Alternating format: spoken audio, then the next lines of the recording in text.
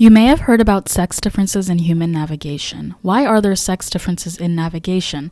This is a complicated question that has taken scientists from multiple fields a long time to explore. If you have already watched any of the videos on endocrinology, cognitive psychology, or evolutionary anthropology, you may notice that each subject has formed its unique perspective to answer this question. Today we will look at this question from the perspective of human geography.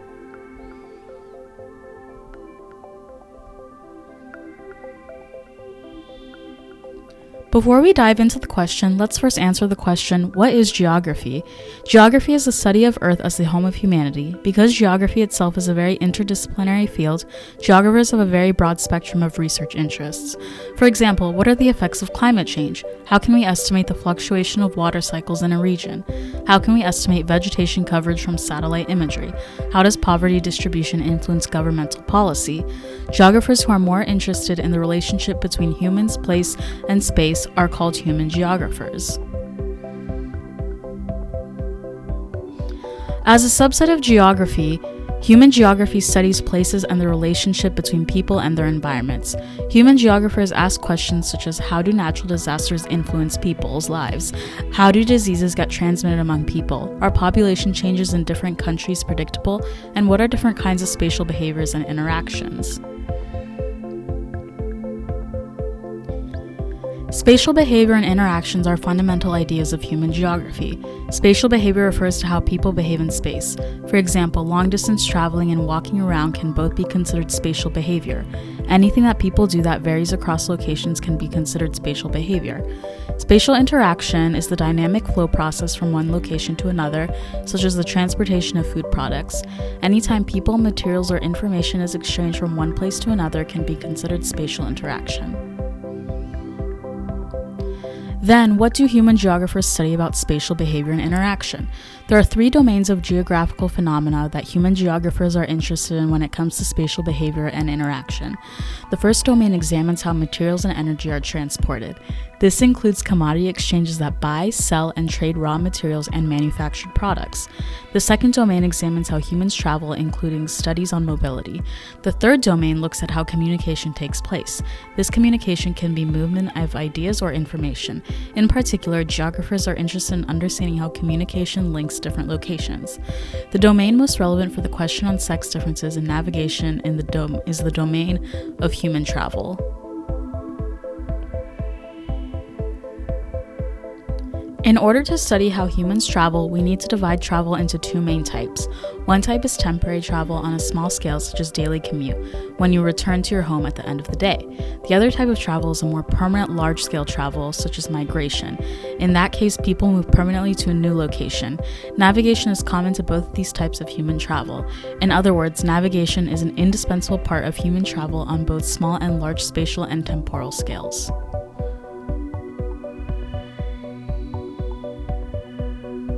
So the human geographer's approach to studying navigation is that they usually study navigation behavior in real environments. For example, this is Hope Ranch, a neighborhood region of Santa Barbara that many UCSB students are not familiar with. In 2006, UCSB researchers Ishikawa and Montello studied how spatial knowledge is acquired by direct experience in this environment. This is a map of the environment. Two test routes were selected. One is called the S route, the other one is called the U route. There's also a short route that joins the two, which is called the connecting route. There are 4 landmarks, the circles on each of the testing routes, and all the major turns are also labeled with X's.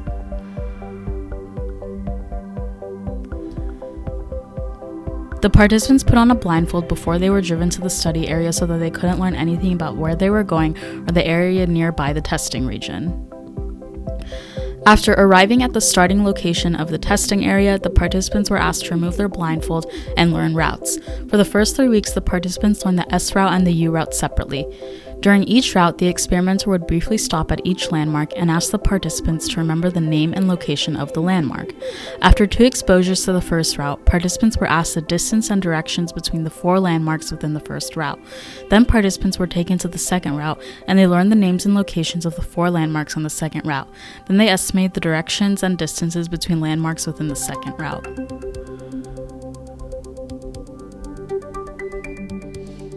Starting from the 4th week, the connecting route became available. After being tested about the second route, participants were driven from one end of the first route through the connecting route and then were driven to the end of the second route. This time they were asked to estimate the direction and distance between landmarks on the first route and landmarks on the second route. In addition, they were asked to draw a sketch map of the layout of the entire testing area.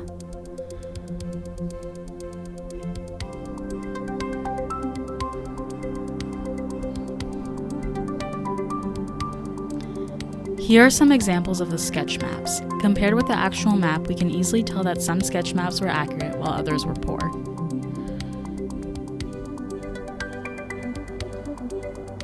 Three types of results were recorded: pointing accuracy, distance estimation, and mapping accuracy, and 3 groups were identified based on performance. 4 people performed quite accurately from the very beginning that demonstrated accurate spatial knowledge and were classified as the accurate group. In contrast, 2 people learned very little during the time and were recognized as the poor group. A majority of participants, however, improved fairly continuously over the 10 weeks and were considered as the improving group. In sum, the researchers found large individual differences in how well participants learn the routes. Now, let's move a little bit southwest to the beautiful campus of UC Santa Barbara. In 1999, a group of UCSB human geographers carried out a study on sex differences in human navigation by asking male and female participants to complete a large battery of spatial and geographical tasks. Their tests included some traditional spatial tasks that cognitive psychologists usually use, such as finding hidden spatial patterns, identifying whether a card is the same or different from the reference card with rotation, and identifying which cubed objects were the same, just viewed from different perspectives. For example, here the first and third drawings on the right are the same as the left figure. But of more interest are the tasks that are usually specifically by geographers. The first type of measurement was campus route learning. Participants were led on campus walks on a specific route while paying attention to the landmarks and spatial properties of the route. At the end of the walk, participants were asked to draw sketch maps of the route. The second type of measurement was map learning. 2 fictitious maps were shown to the participants and they were asked to draw sketch maps afterwards. The third type of task is called the extant geographic knowledge, which consists tests of prior geographic knowledge at local, national, and world scales without showing pictures. Questions included estimating distance between landmarks in the city of Santa Barbara, estimating pairs of cities by picking out which one is further north or further east, such as whether Washington, D.C. or Paris is further north, relative distance between cities by picking out one of the 2 cities that's closer to the third cities, such as whether Tucson or Las Vegas is closer to Phoenix, and placing cities on an outline of a map, such as location of Athens, Greece. Researchers found that males outperformed females when they learned about the spatial environment from direct experience through campus walks.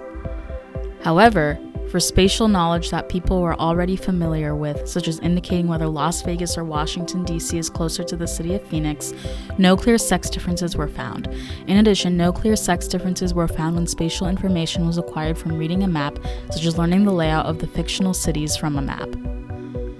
Therefore, human geographers' research does not directly provide an answer to the question of why there are sex differences in human navigation. Instead, geographers document how spatial knowledge is related to sex differences.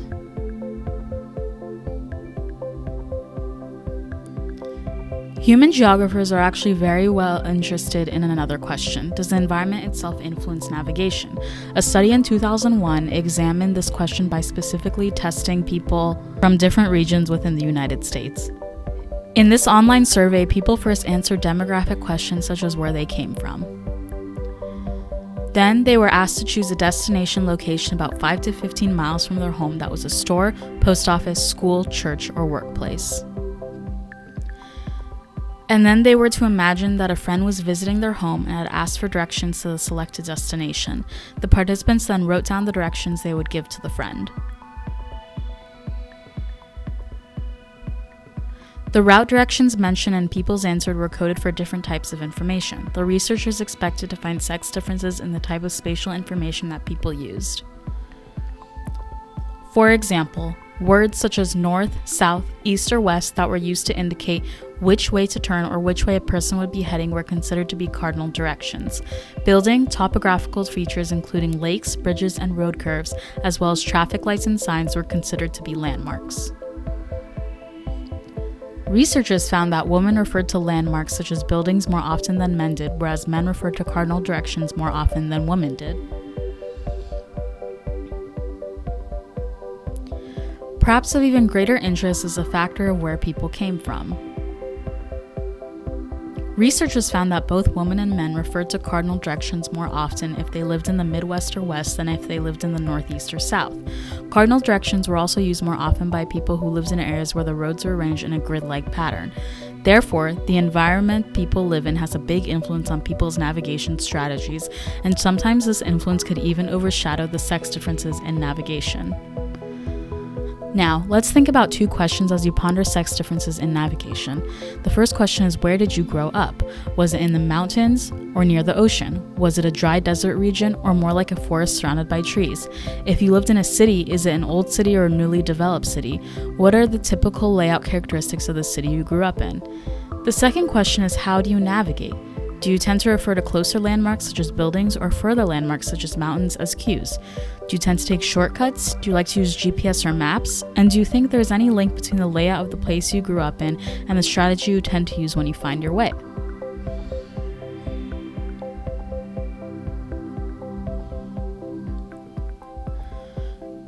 For human geography, you learn that environments can have a large influence on spatial cognition and should be taken into account when examining sex differences in human navigation.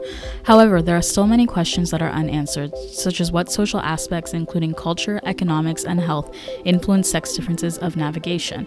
How different is spatial behavior in virtual reality compared with real environments? How is spatial information processed in the brain? How do sex differences in navigation change with age? How do we study the human environment interactions from the relatively short temporal scale of one's lifetime to the long evolutionary temporal scale of millions of years? These questions are complicated, and only using the approach from one subject is not enough to provide sufficient answers. Therefore, we need to take perspectives from multiple disciplines to explore further and deeper into those questions. Let's stay curious and keep exploring.